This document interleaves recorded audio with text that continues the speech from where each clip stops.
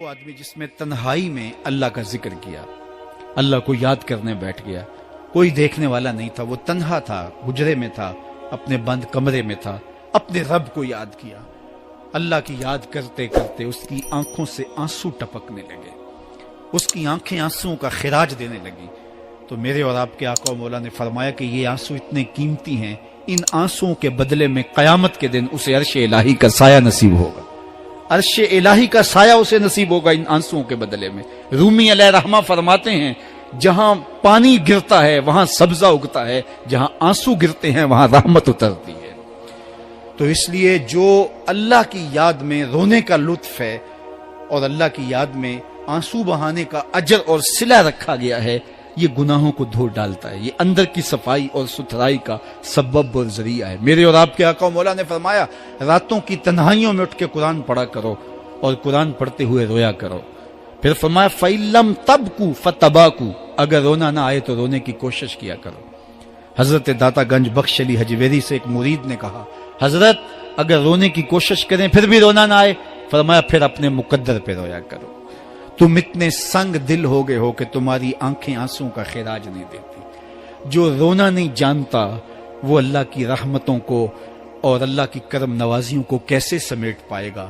بچہ روتا ہے تو ماں دودھ دیتی ہے، جب بندہ اللہ کی حضور الہاؤ زاری کرتا ہے، عجز کرتا ہے، انکساری کرتا ہے تو اللہ کی رحمتوں کو جوش آتا ہے اور اللہ تعالیٰ کی رحمتیں اس پہ برستی ہیں اور اس کے نہ صرف گناہ معاف ہوتے ہیں بلکہ اللہ تعالیٰ اس کے گناہوں کو بدل کے نیکیوں میں تبدیل کر دیتا ہے۔ ایک فقیر تھا، ملنگ درویش، اللہ کا بندہ، اس کی عادت یہ تھی کہ اپنے ڈیرے پہ آنے والوں کو کھلاتا، ان کو پلاتا اور ان کی ضروریات کا خیال رکھتا، لیکن کوئی مالی آسودگیاں نہیں تھی۔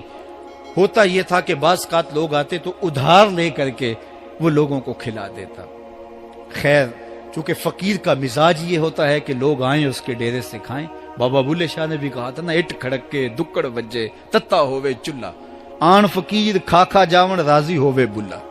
یہ فقیروں کا مزاج ہے، تو جو بھی آتا اس کے ڈیرے سے کھاتا اور وہ ادھار اٹھا اٹھا کے لوگوں کی ضروریات کو پورا کرتے رہتے۔ وقت آخر آ گیا، جن لوگوں نے ادھار دیا تھا وہ سارے تقاضا کرنے آ گئے۔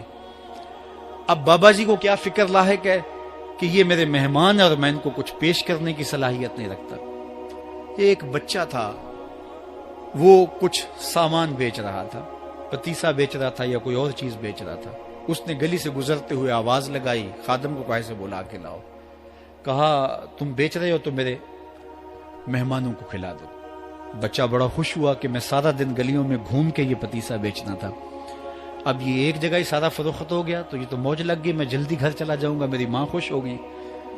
تو سارا ان مہمانوں کو کھلا دیا گیا اور اس کے بعد کہا بابا جی پیسے؟ کہا تم بیٹھ جاؤ، جب ان کو ملیں گے تو تجھے بھی مل جائیں گے۔ وہ بیٹھ گیا، 2 4 10 منٹ بیٹھا تو بچہ تھا، پھر کھڑا ہو گیا، بابا جی پیسے؟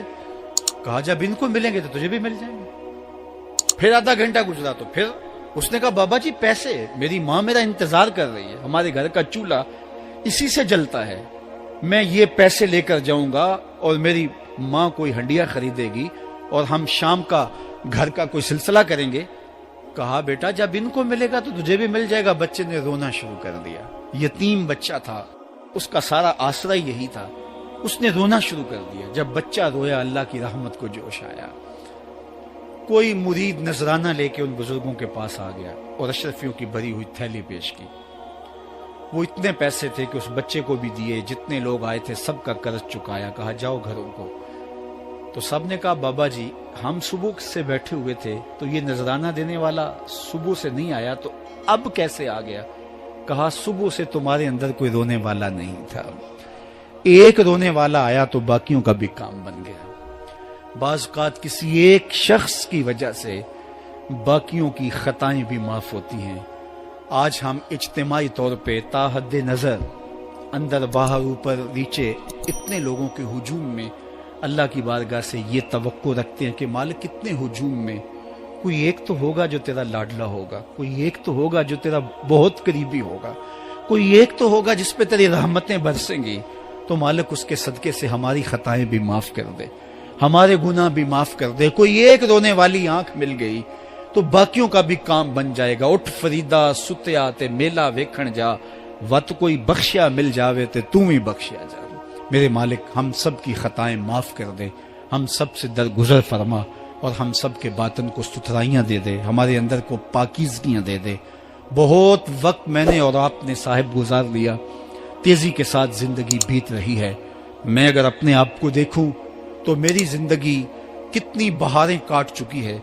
अगर आप अपने आप को देखें, कोई 60 साल, कोई 20 साल, कोई 25 साल, जिंदगी तेजी के साथ गुजर रही है। बंदा जब सोचता है कि मैं 40 साल का हो गया हूं तो आगे मेरी जिंदगी के अगर 30 साल भी हैं तो 30 साल तो काफी हैं, लेकिन वो पीछे अगर पलट के देखे तो 40 साल यूं गुजर गए जिस तरह चुटकी बजाई जाती है।